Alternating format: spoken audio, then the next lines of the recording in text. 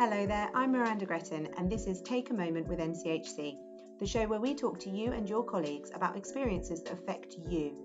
Listen on your drive between patients or in your downtime, whenever you get the chance to take a moment. Before we start, this conversation focuses on the topic of grief, with some themes you might find difficult to hear, so do check the show notes for more details. I've recorded 50 episodes of Take a Moment with NCHC. I've listened to over 60 fellow staff members tell me about their experiences on some really tough and emotive topics. So it's time for me to be brave, like my colleagues, and tell you about my own lived experience on the subject of grief. 4 years ago, my big brother George passed away from a heart attack. He was 38. To help me today, I'm speaking with psychological and bereavement lead Tracey Dryhurst. Hi, Tracey. Thank you for being here with Hello. me today. Tracey, can you just give us, before we start, a brief understanding of what grief actually is? Of course. So I would say grief is really the word which describes the way in which we express our thoughts and feelings about loss. And loss can really be all sorts of things. Over the course of our life, we will experience lots of loss and change, and that will always stimulate a grief response. So even small things in terms of our life transitions, when we move house or we start a new school as a young person, we change jobs, all of these things are change, and loss and change stimulate a grief response. Today we're going to be talking about that in relation to the death of someone we love. So we're talking about the most intense feelings, and we'll think as we move along about what they look like, how they manifest, how we see them. We will. We'll go on to talk a lot about different parts of grief and what it looks like and our response to it. So let's start off by talking about that sort of complexity of grief. It's not one size fits all, is it? And that makes it really hard for the individual who's suffering, but also for those around them to know what to do to help. Mm. So, what is it, Tracey, that makes grief so complex? I'm working in a palliative field where families are alongside their loved ones, seeing illness, physical illness change them. And they'll say, actually, that loss began many years ago, really, at the point of diagnosis. So the story of loss will impact upon grieving and how we grieve, because we're trying to make sense of all that.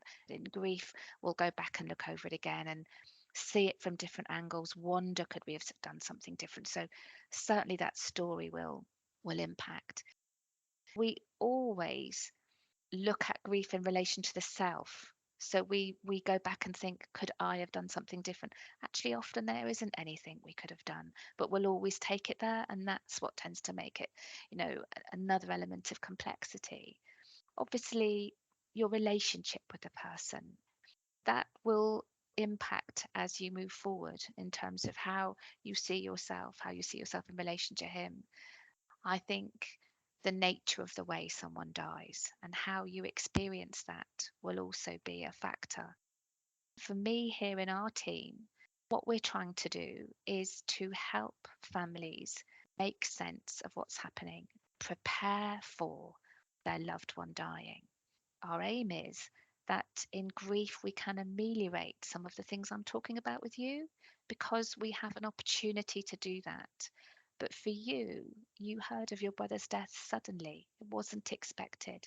It's a really Yeah. dynamic process, Miranda. I think that's what I'm trying to underline, is that just listening to that snapshot of your story, I was really noticing all of the potential threads that can make it difficult for people to navigate what is essentially a normal process. It's important to underline that.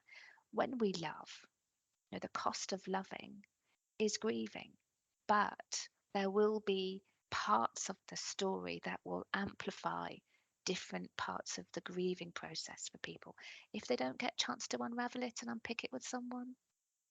And that's what you Mm, did essentially, isn't it? You found some space to make sense of it. yeah, I did. And I really felt that I needed support in doing that. When you think of grief, sometimes you do think of it as being quite simple. Somebody dies, you're sad about it. End of, Yeah, but that's it's not beautifully like put. that. No, no. And those are really, really important words around some of those other threads of complexity. because when we're grieving someone in their wholeness, as I like to put it, then we have to acknowledge all the parts of them. And the difficulty, I think, for people who are bereaved is that what I call the sort of non bereaved population see it in that simple sense that someone dies and we are sad. And of course, when someone dies, mostly we are sad, but we are also a range of other feelings. We can feel rage towards the person that they hurt us. Those things have to be acknowledged.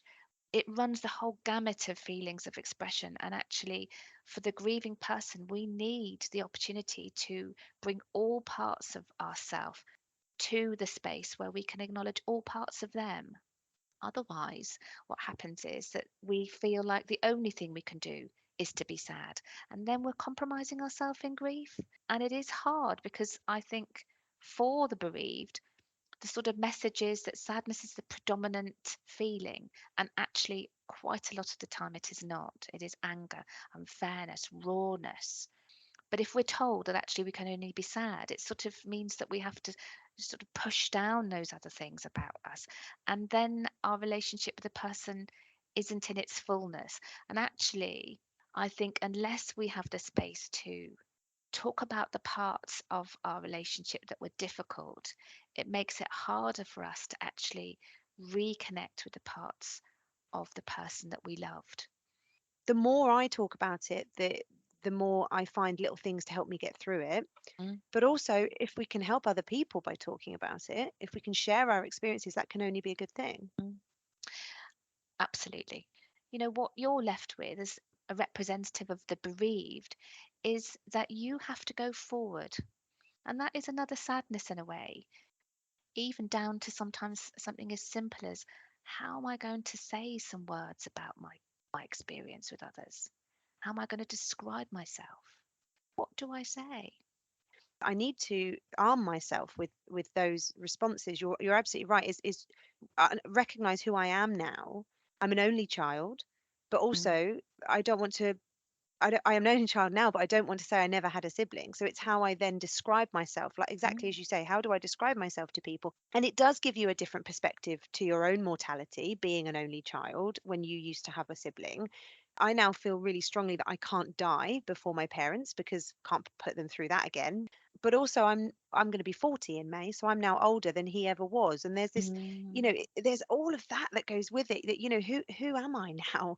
And so you're absolutely right. It's framing that for yourself and being in control of that so that when Yeah. you are asked questions that might disarm you, Mm, that you're almost kind of ready for that. So mm. how can people prepare for that in a sort of logical and sensible way? Well, I think clearly if you're going to have some bereavement counselling, you can explore some of those things in that space. But I suppose sometimes the reality is that you will be disarmed.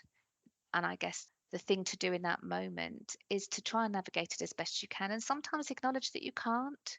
I think that's what's really important is to know that the reality of grieving is that we will carry the loss with us through our own life.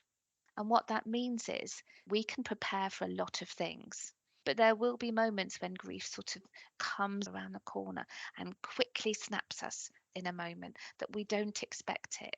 And I guess the thing to do is to be kind to oneself, to be compassionate, because actually what it says is that as we move through life, we will connect with the loss in moments, sometimes that we can prepare for, and others that we can't. And it's just important to notice the ebb and flow and how grief will impact upon who we are as a self. You put that really beautifully.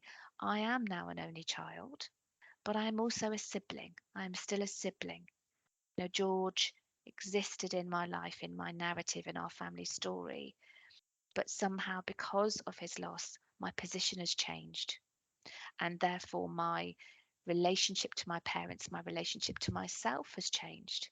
So, your mortality, because you've been touched by death and loss, your own relationship to your own mortality will also be much more present for you. And so, in some ways, when someone dies, it robs us of a little bit of naivety in life that actually things happen. It really demonstrates, this conversation demonstrates the sort of the subtle nuance of all the things we can be thinking about when we're grieving. They're still normal things, but they are threads that and sometimes one of those threads will be pulled and we'll be forced to kind of have a little look, think about them. That's a really good way of putting it, because a thread can be yanked by a song or a Mm, smell, or exactly. I was in Dereham the other day, where we grew up, and I was walking through the town centre, and a car pulled up next to me, and this young lad got out and shouted "Porgy" like this to someone over the road. But we used to call George Porge, that was his nickname. It Mm, could have been one of his friends calling to him 20 years ago, and that was a real hit in my chest. And so that mm, was a tug on a thread. But then the tug on the thread can turn into an unravel, particularly around times like birthdays or the anniversary of his death, just anything that is a real sort of significant milestone. The thread then gets pulled so much that the whole jumper unravels, if you know what I mean. mm, And I think mm, mm. one of the most important things for me was talking to my family, my friends, my line manager, my colleagues about those milestones, and saying, look, Mm, my threads will unravel a lot more around these times of the year. I might have moments where things are more difficult for me.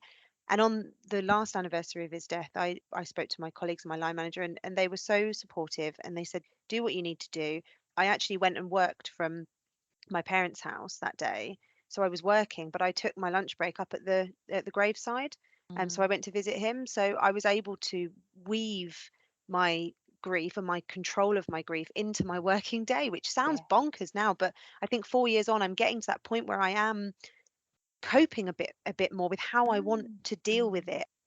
How you feel isn't a matter of choice, but you can choose how you cope with those Exactly. feelings. It was the best anniversary we've had in the 4 years. Yeah. It was the best one. And I feel now able, moving forward, that the fifth year and the sixth year and the seventh year, I'll have more control over how I want to mark it and how those threads will Yeah. unravel around me. And that there's so many lovely things in what you said there. What we try to encourage our bereaved population to do is to think about their needs. What's really key is being able to articulate to the other. Because one of the difficult things for the non bereaved population is they can get it wrong quite a lot. And because they can get it wrong, they don't try because they're worried about upsetting you. So it is incumbent in some ways upon the bereaved to help their colleagues, help their friends know what matters in the moment. And I say in the moment because next week it might not be helpful again. But if you can do what you described there, which is say to your colleagues, to your line manager, look, this is coming up. This is how I know I'm going to need to support myself.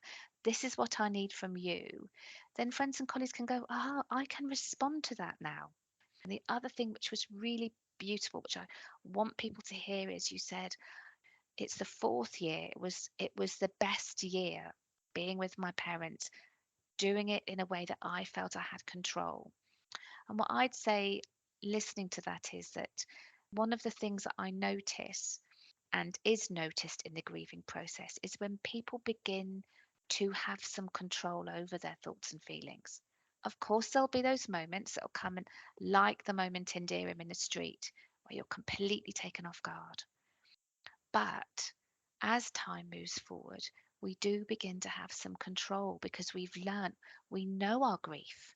I call it touching the feelings, noticing where they reside in ourselves, bodily and sensation. And once you've noticed them, and even when they're most acutely painful, you've borne witness, you've allowed them a space. The next time they'll be a little tiny bit easier. So having control. So I hear that in you, Miranda, that you've begun to move to that space. It is still a strength to be overwhelmed in moments and to let that happen. Talking about the whole it being the fourth year, it is a real thing that people say in the beginning. Don't ever get over it, but it will get easier, and you cannot imagine it. But I do look back now, I compare my grief, and the grief from a year or 2 years on is very different to now. If I Mm, had heard that man shouting "Porgy" in the mm, street, I would have been put out for a couple of days from that, and I would have thought of all of the injustice and how awful it was that he wasn't here to be being called to by his mm, friends in the street. mm, The regret and the sadness around that. The way I felt, weirdly, it wasn't like that. This is the first time actually I started to think, if I turned round, and the porgy that he was calling to was my brother, what would he have done? He'd have held his hand up and gone, "All right, mate, where are you off to?" Mm. And then I would have said, "All right, Porgy," and he'd have gone, "Oh, it's my sister," like, and we'd have had an exchange in the street, Yeah. and he'd have taken the mick out of me, and I'd walked Yeah. home. And I absolutely could almost visualize that. Like it hit me like a ton of bricks. Don't get me wrong, but then I almost felt what would have happened rather than the injustice that it wasn't happening. Does that make sense? It does beautifully. And I wish in this moment people could see your face as you describe that, because it's really, really lovely, because your eyes are sparkling and there's joy, and the memory of him as he was sort of shined through in that moment. It really did. It was precious. And I think that, and that clearly that's that. And then there is the sadness of that, because you've remembered Yeah, him then with come joy, the tears. Miranda. So then come the tears. And I think that's okay. That's okay, because I think in those moments we begin to remember with joy, and that is another sign of healing in grief. There's still the sadness, of course. Now the tears are there, but they're the sad tears of missing the George that you really loved, that would have responded in the way you described. And that's when we can hold something different of the person, I think. That we can take forward and integrate into our lives, into our story in a different way. It's not full of all of the other more painful parts of the grieving. But there's also a bit of relief. Like some of these Mm, tears are about relief because mm, I'm glad that I am able to live my life. And actually now I'm so glad and relieved that I have this strength and I mm, have this way of controlling how I feel. Not always, I don't want mm, anyone to think it's easy, because it's not, but it is easier in those moments. And I think that's really important for people to understand, that you can start to get a little bit more control. You learn every day little things that will help you get through it. And then those things you can pass on to others. There was a great thing that I read that said, be the best parts of the person that you've lost. That's what's helping me, mm, is I think of who he was and the joy he found in life and the exploration of life. I want to remember him and for his memory to live on in me.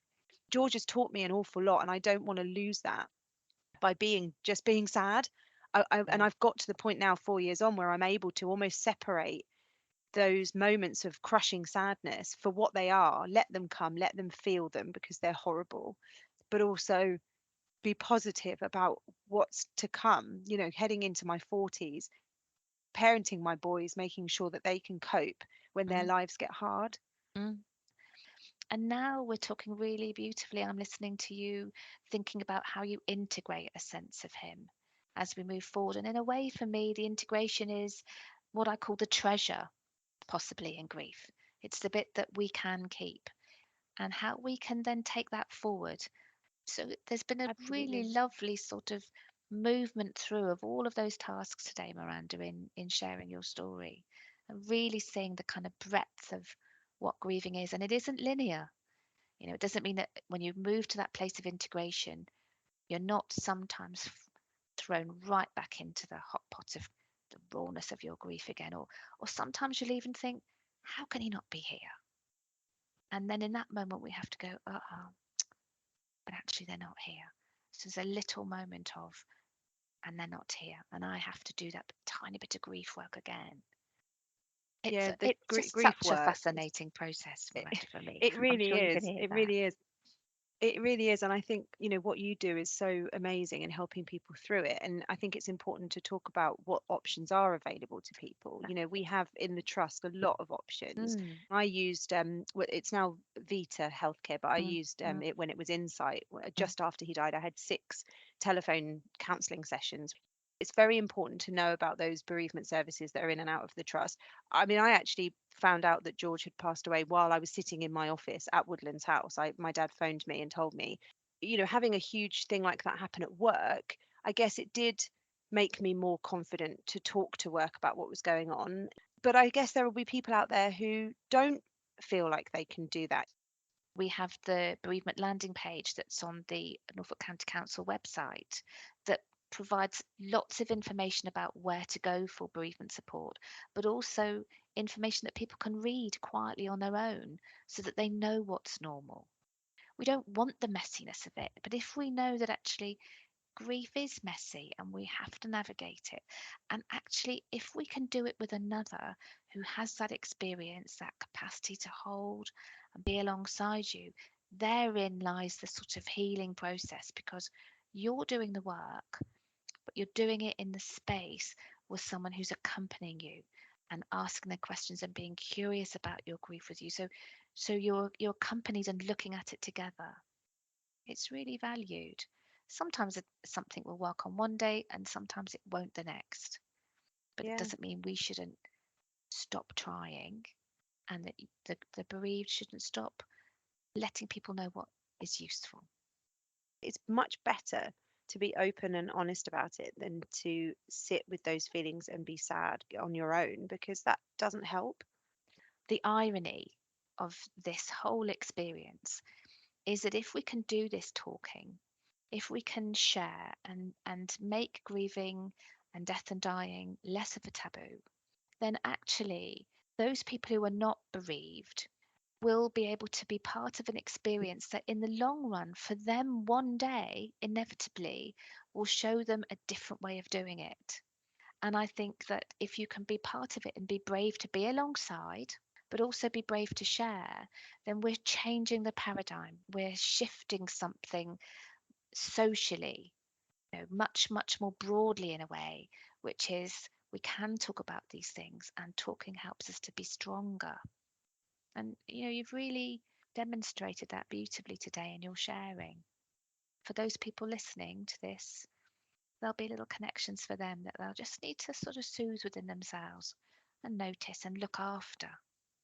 Because that's what we need, isn't it? We need to know that there is healing eventually, but we have to do that work. Thank you for listening to Take a Moment with NCHC. If you've enjoyed this podcast, please visit the podcast intranet page to leave a comment and for details of our other episodes. You can also follow NCHC on all social media channels.